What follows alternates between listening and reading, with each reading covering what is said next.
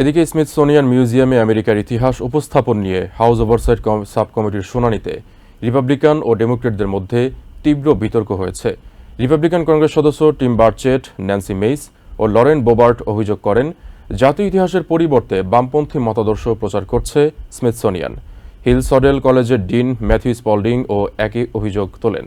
তবে ডেমোক্রেটিক কংগ্রেস সদস্য Jonathan Jackson এবং ইতিহাসবিদ ডেভিড ব্লাইট বলেন, দাসপ্রথা, গৃহযুদ্ধ ও নাগরিক অধিকার আন্দোলনের ইতিহাস আড়াল করা গণতন্ত্রের জন্য ক্ষতিকর। সব অভিযোগ প্রত্যাখ্যান করেছেন স্মিথসোনিয়ানের কর্মকর্তারা।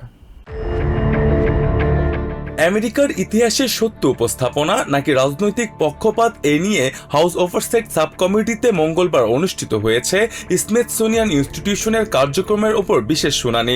রিপাবলিকানদের অভিযোগ, নিরপেক্ষ ইতিহাস তুলে ধরার বদলে বামপন্থী রাজনৈতিক দৃষ্টিভঙ্গি প্রচার করছে এই মিউজিয়াম। হেরিটেজ ফাউন্ডেশনের সিনিয়র ফেলো মাইক গনজালেস শুনানিতে দাবি করেন, স্মিথসোনিয়ান দেশের ইতিহাসকে মূলত নিপীড়ন ও ক্ষমতার রাজনীতির আলোকে পুনর্লিখনের চেষ্টা করছে।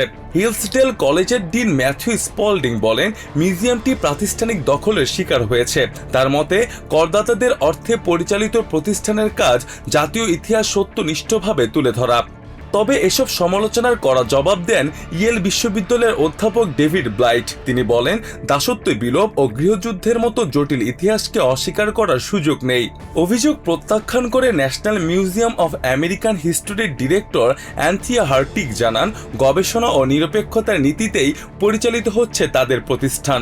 শুনানিতে হাউস ওভারসাইট সাব কমিটির চেয়ার টিম বার্চেট প্রশ্ন তোলেন, জাতীয় ইতিহাসের বদলে বর্ণ, লিঙ্গ ও যৌনতার মতো বিতর্কিত বিষয় কেন অগ্রাধিকার পাচ্ছে। এই অভিযোগেরও জবাব দেন হার্টিগ। রিপাবলিকান কংগ্রেসম্যান ন্যান্সি মেইস বিডিএসএম উপাদান, ড্র্যাগ কুইন ও জেন্ডার বিতর্ক তুলে ধরে তার অভিযোগ করেন, ইতিহাসের চর্চার নামে শিশুদের সংবেদনশীল বিষয়ের দিকে ঠেলে দেওয়া হচ্ছে।